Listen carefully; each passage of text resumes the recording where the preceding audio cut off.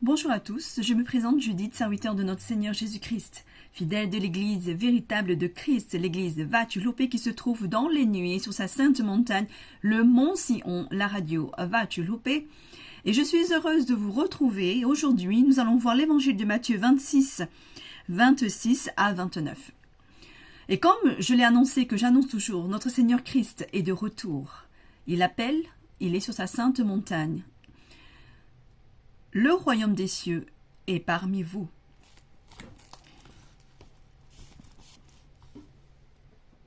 Nous allons voir l'évangile de Matthieu 26, le repas du Seigneur.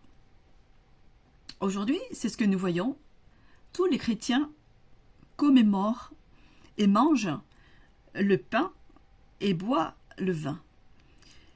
Mais est-ce que vous avez compris ce que vous faites? Je ne pense pas, non. Puisque il y a un point important dedans que vous n'avez pas vu.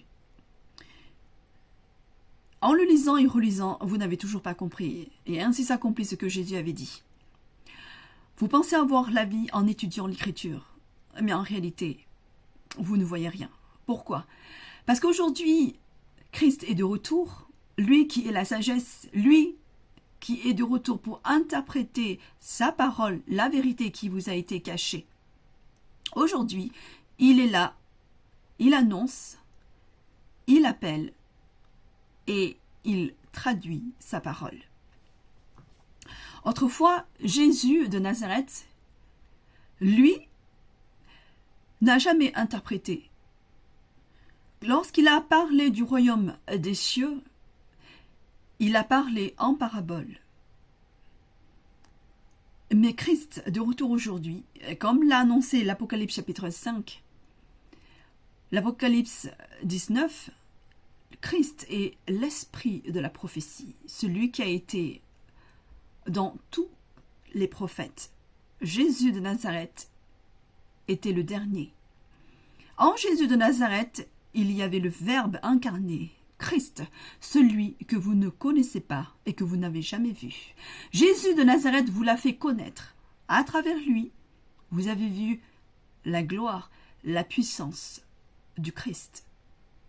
Lorsque Jean le Baptiste a baptisé Jésus, à ce moment-là, le ciel s'est ouvert. Une colombe qui est l'esprit s'est posée sur lui et est entrée en lui. Et à ce moment-là, une voix, celle de Dieu, s'est fait entendre et a dit « Il est mon fils, mon bien-aimé ». Il n'a pas parlé de Jésus de Nazareth, mais il a parlé de la colombe. Christ, l'esprit de vérité.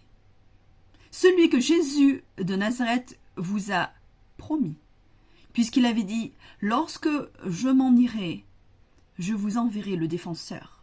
Le défenseur veut dire celui qui va vous faire comprendre l'Écriture, la lumière, car l'esprit de vérité est la lumière.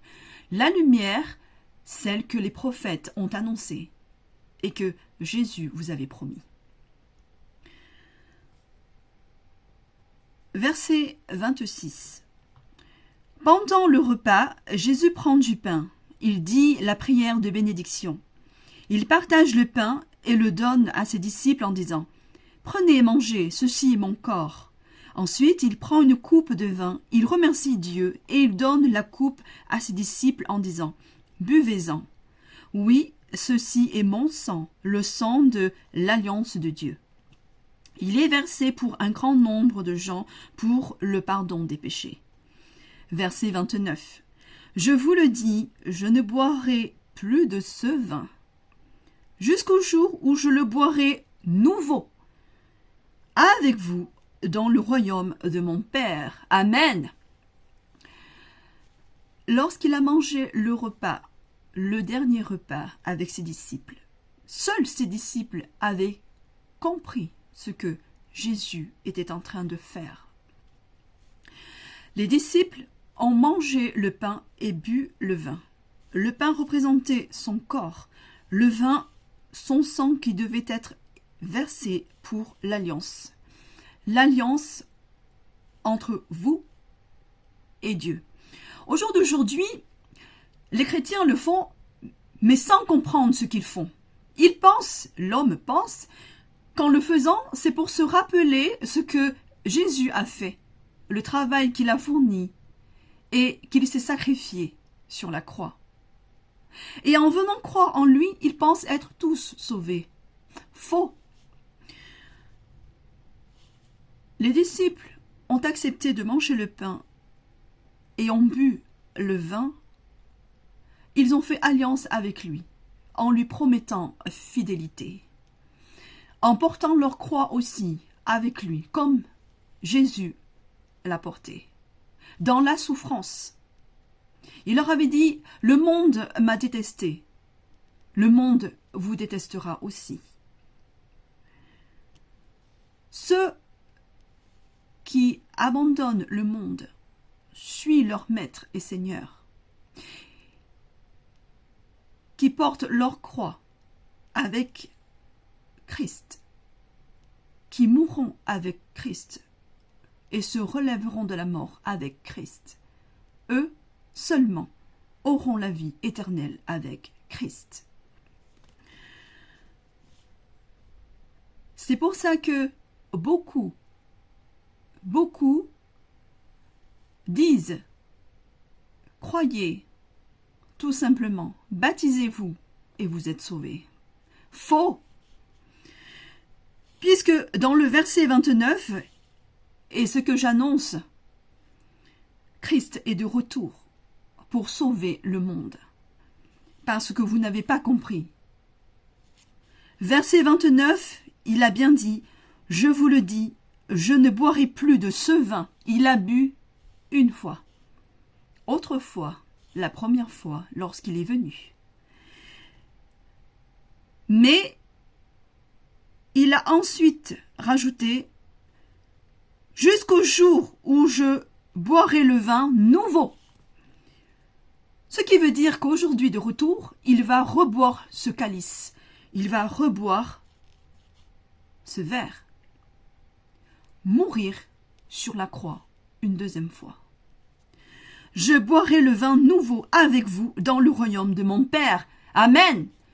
Le royaume de son Père. Qu'est-ce que c'est? Le royaume du Père, c'est le Père lui-même. Le royaume des cieux.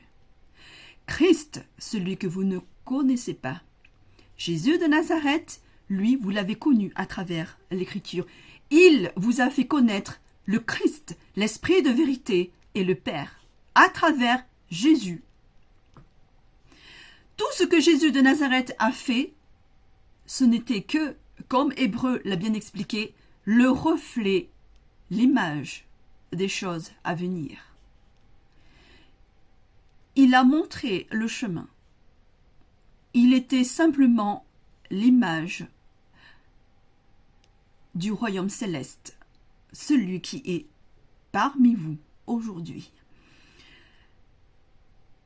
Jésus de Nazareth était simplement le corps préparé pour Christ. Christ, le Fils unique caché du Père que vous n'avez jamais vu. Aujourd'hui, Christ est de retour en tant qu'homme et vous allez le voir et le connaître. Jésus de Nazareth était l'homme, celui que vous attendez, cet homme blond, cet homme.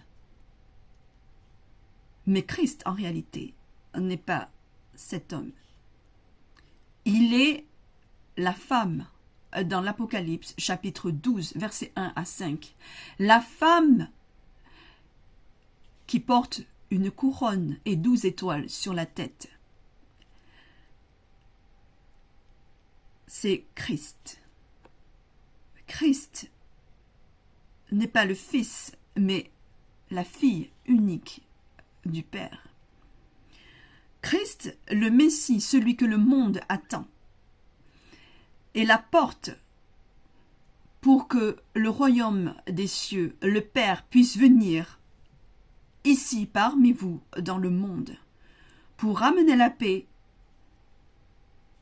enlever la mort, enfermer le grand dragon. Aujourd'hui, Christ est celui qui va boire le vin nouveau dans le royaume de son Père. Elle, Christ, est celle qui est la porte pour que le Père puisse venir sur terre. Ainsi s'accomplit ce que 2 Corinthiens chapitre 3, ce qui a été annoncé par les disciples du Christ. 2 Corinthiens chapitre 3 verset 18, il est dit: voici ce que dit la parole de Dieu. Le Seigneur, verset 17, le Seigneur ici c'est l'Esprit Saint, verset 17, 2 Corinthiens chapitre 2 verset 17. Le Seigneur ici c'est l'Esprit Saint. Et quand l'Esprit du Seigneur est présent, la liberté est là. Amen. Le Seigneur, c'est l'Esprit de vérité. L'Esprit Saint, Christ.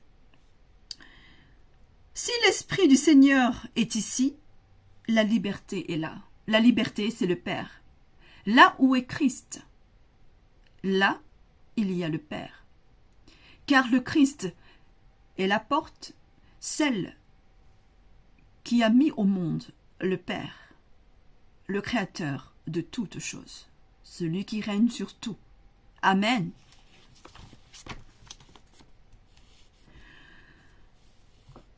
Matthieu 26, nous revenons au verset 29. Je le relis une dernière fois. Je vous le dis, je ne boirai plus de ce vin jusqu'au jour où je boirai le vin nouveau avec vous dans le royaume de mon Père. Son royaume, le royaume du Père, est parmi vous, car le Père est de retour. Christ va reboire cette coupe, mourir une seconde fois sur la croix. Et vous pensez que, mais c'est pas possible, puisque Jésus est déjà venu mourir pour nos péchés. C'est vrai. Mais Jésus de Nazareth, comme je vous l'ai dit, n'est que le reflet des choses à venir. Si Jésus de Nazareth est celui que vous pensez, dans ce cas-là, pourquoi, réfléchissez, au jour d'aujourd'hui, il y a encore tant de péchés. Le péché, la mort est toujours là. Or, que dit la parole de Dieu? Christ, après s'être sacrifié, eh bien, il a lavé tous ceux qui ont cru en lui. Il les a lavés, ils sont devenus saints. Ils n'ont plus de péché en eux, ils sont devenus parfaits. Ainsi, ils peuvent faire le travail du Seigneur. Amen. Aujourd'hui, malgré que Jésus de Nazareth est venu mourir sur la croix, le péché est de plus en plus grand. Il y a beaucoup de discorde, de disputes, beaucoup d'églises. Or, Christ, lui, est celui qui doit ramener la paix. Aujourd'hui, Christ est de retour. Christ va accomplir l'écriture. Dans 2 Thessaloniciens, celui que je vous avais parlé la dernière fois, il est bien dit dedans que toutes les nations vont se réunir. Toutes les nations vont l'affronter au dernier temps. Et lorsque l'humanité l'aura mis sur la croix, à ce moment-là, vous allez voir que celui que vous avez persécuté et mis sur la croix était le véritable, le Fils unique de Dieu. Et lorsque il sera parti, là le monde le pleurera, mais il ne reviendra pas. Et à ce moment-là seulement, l'Antéchrist sortira. Le faux Messie, celui que vous avez levé en tant que roi, va se lever et il sera trop tard. Je m'arrête là, je ne vais pas vous en dire plus.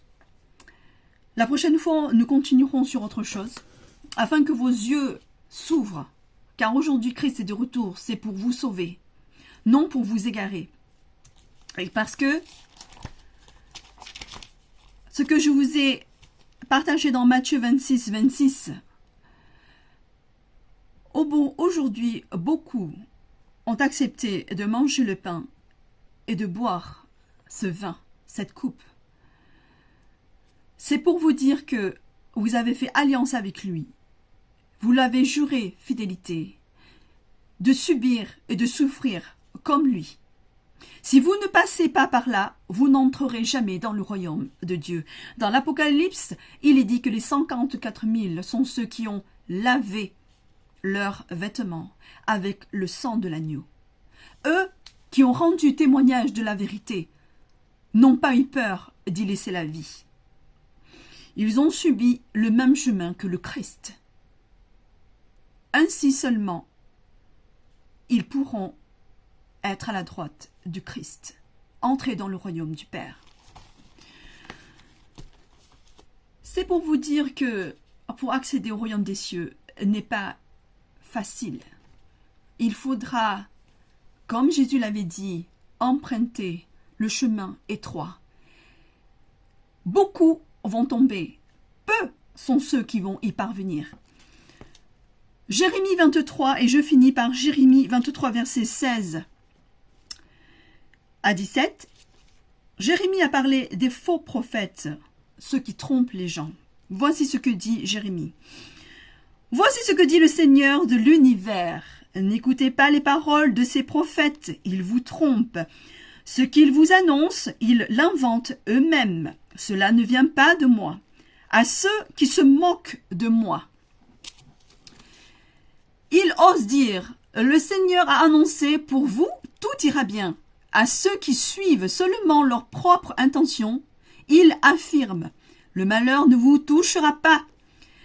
Mais qui a assisté à mon conseil? Qui a vu ma parole? Qui l'a entendu? Qui a fait attention à mes paroles et qui a compris? Tous ceux qui vous disent, il ne vous arrivera rien, venez croire et vous serez sauvés, enlevés. Faux. Aujourd'hui, Christ est de retour et je vous l'ai dit, il va boire le calice une deuxième fois. Tous ceux qui l'ont bu, qui l'ont accepté en tant que sauveur, eux aussi vont subir, comme l'Apocalypse l'a dit, les 144 000 sont ceux qui vont mourir avec le Christ. Ce n'est qu'à ce moment-là que l'Écriture s'accomplira. Et ainsi, le 6e sceau sera accompli. Car actuellement, les 6 sceaux sont déjà ouverts, mais il manque le 7e. Le 7e, c'est lorsque le Père apparaîtra dans toute sa gloire. Viendra rendre gloire au Fils, Christ, témoigner de la vérité que son Fils, Christ, est celui que vous avez persécuté, mis sur la croix. Celui que vous allez persécuter bientôt, celui dont je vous parle. Lorsque le 6e sceau sera accompli, car aujourd'hui, il est déjà défait. Le 6e sceau, c'est le Christ. Vous allez connaître son nom. L'humanité va le connaître. L'humanité va le juger et le persécuter. Que Dieu vous bénisse. Faites attention, car comme Jésus l'a dit, si vous portez la main sur le Fils de Dieu, il ne vous sera jamais pardonné.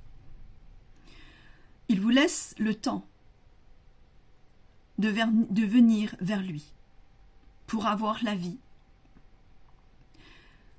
Donc, n'attendez pas, si vous ne voulez pas être ceux qui vont rester pendant 7 ans. Les 7 ans de malheur, où Satan va régner. À une prochaine fois.